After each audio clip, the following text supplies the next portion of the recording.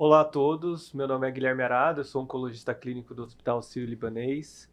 Hoje a gente vai apresentar um podcast sobre câncer de pulmão e o manejo multidisciplinar em câncer de pulmão, e para isso eu conto com grandes amigos e especialistas de diferentes áreas. Estou aqui com o Dr. Guilherme Martins, radiologista intervencionista, doutora Alice, radioterapeuta, e Dr. Pedro Nabuco, cirurgião torácico.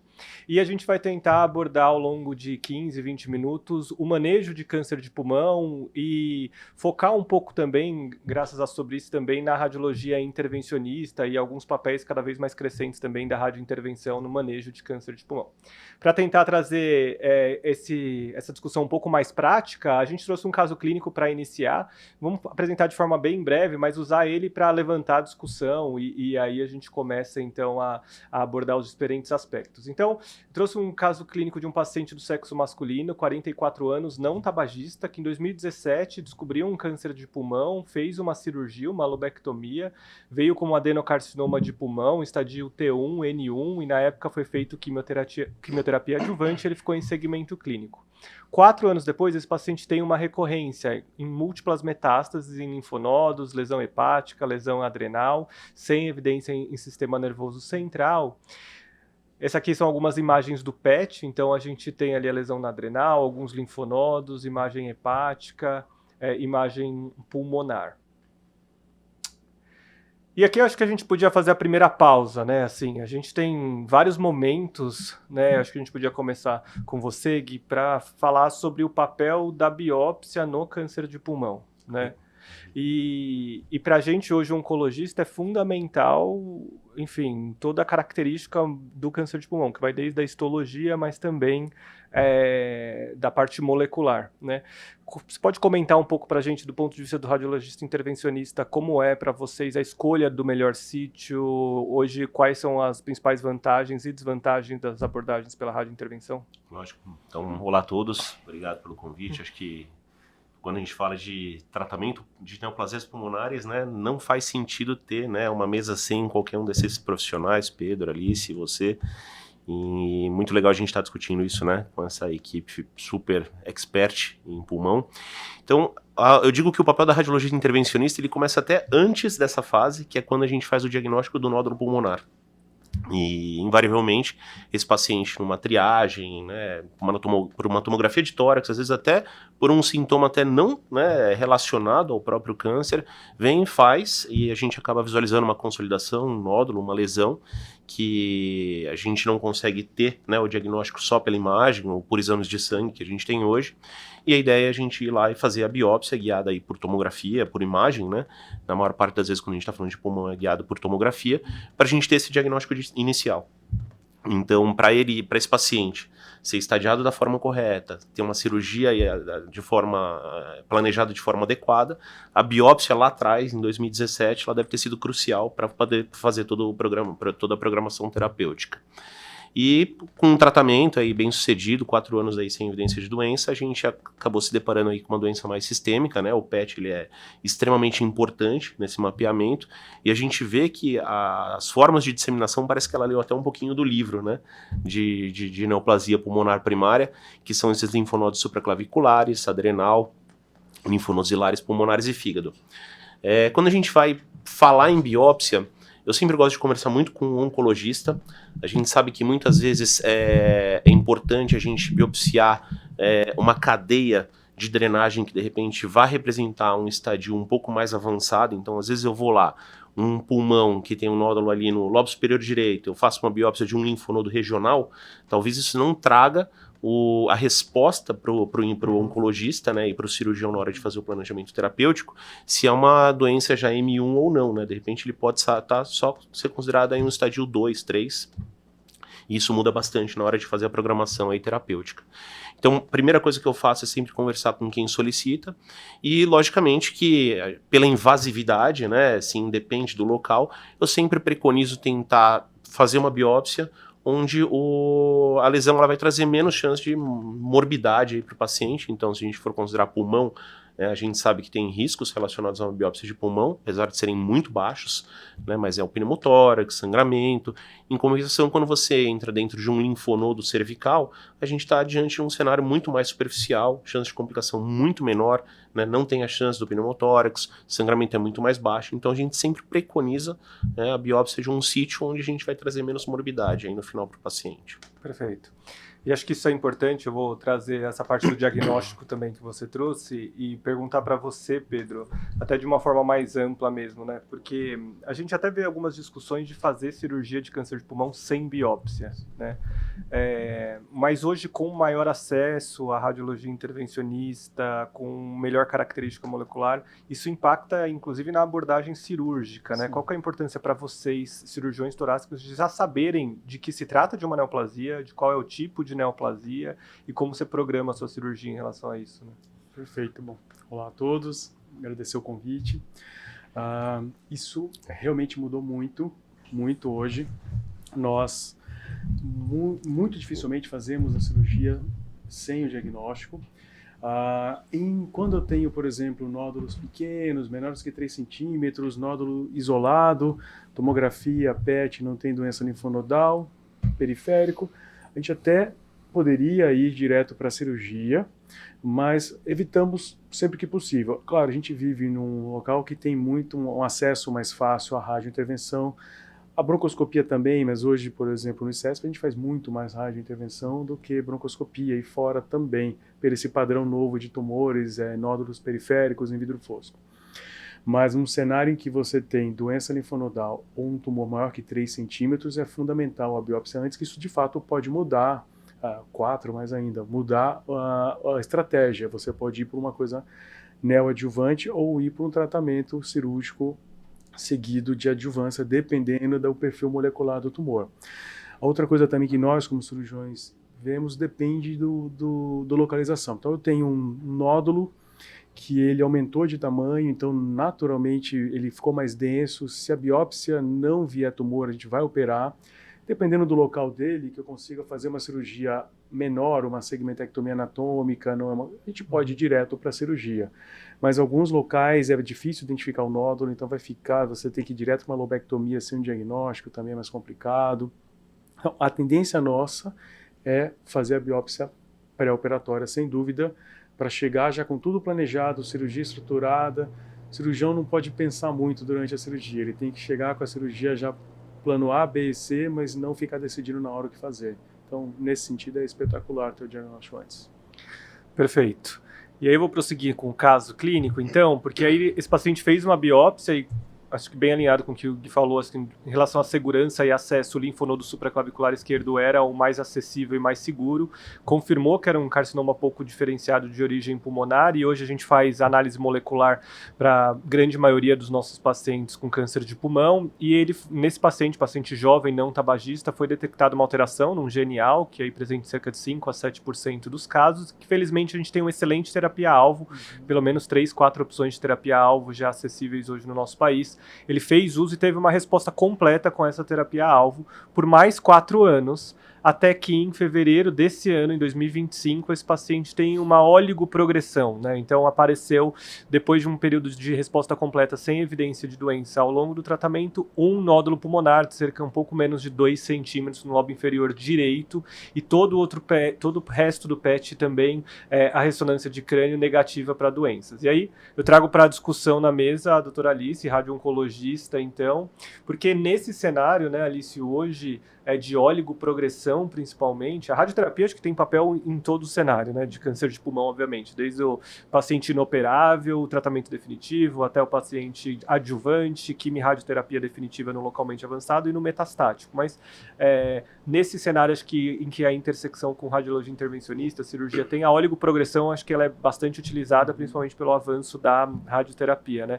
Como você vê o papel hoje da radioterapia nesse cenário de oligoprogressão? Bom, queria agradecer o convite aí da Sobrice, né, por essa iniciativa de uma abordagem multidisciplinar, que eu acho que realmente em câncer de pulmão isso é extremamente válido, né? E aqui eu acho que, como o Guilherme colocou, o papel da radioterapia, principalmente aqui a gente fala de SBRT, né, que é o tipo de radioterapia mais utilizada nesse cenário, ele vem crescendo muito nesse cenário oligometastático. Então, aqui a gente tinha um paciente, na verdade, que era polimetastático, né, em um momento, e que depois respondeu muito bem ao tratamento sistêmico, e agora está num cenário de uma oligoprogressão. Então, a radioterapia acho que ganha um papel muito importante, principalmente pela sua característica não invasiva, né? Então, a gente tem a radiointervenção, a gente tem a cirurgia como um papel de tratamento local, mas num paciente que é metastático e que, nesse cenário, a gente quer priorizar também a qualidade de vida, né, e o conforto desse paciente, lógico, além do controle da doença, mas acho que a radioterapia entra como uma ferramenta muito importante pela não invasividade do procedimento, né? Então, trazendo uma baixa toxicidade, uma baixa morbidade para esses pacientes. E aqui a gente vê uma oligoprogressão de uma lesão, né, pelo que eu entendi do exame, mas mesmo pacientes com outras lesões, múltiplas lesões, né, a radioterapia também pode ser uma estratégia, pensando num tratamento até simultâneo. Então, mesmo oligoprogressões em outros órgãos, né, então pacientes que tenham, às vezes, lesão pulmonar e também tem uma oligoprogressão em adrenal, o tratamento pode ser feito de maneira simultânea para diferentes lesões, né? Então, também entra como uma ferramenta interessante nessa abordagem. E pode ser feito de forma simultânea e também multidisciplinar. Às vezes você pode escolher diferentes Exatamente. abordagens para o mesmo paciente, até em momentos muito parecidos, né? No mesmo momento, fazer cirurgia em um e radioterapia em outro, ou radiointervenção, uma ablação em outra área. E em câncer de pulmão, né, é muito heterogêneo, né, os pacientes. Tem pacientes não tabagistas, mas a gente sabe que tem a maior parte dos pacientes, 80% deles, tem um histórico de tabagismo, e isso é ligado a outras doenças, inclusive doenças pulmonares. Então a gente já tem um pulmão mais doente e que potencialmente às vezes até a radioterapia é contraindicada porque já tem fibrose, porque você já fez uma cirurgia antes, você tem menos parênquima saudável. E uma área que vem crescendo muito é da radioablação, você é uma das lideranças nisso. E qual que você vê como as vantagens, por exemplo, de realizar essas terapias ablativas no pulmão, né? Legal, olha, excelente pergunta, Gui. Primeiro, assim, até elogiar o caso, porque eu brinco que a gente está discutindo tratamento local, mas a oncologia hoje, né, a gente consegue ver as coisas que vocês conseguem fazer, né? Um caso que era multimetastático, né, de repente em 2, 3 anos virou um único nódulo pulmonar, né? Então eu brinco que de repente daqui a uns 10, 15 anos essa discussão vai estar até, né, já ultrapassada, né? Porque a oncologia tem medicações e coisas que estão sendo descobertas que fazem milagres, né, em termos de tratamento.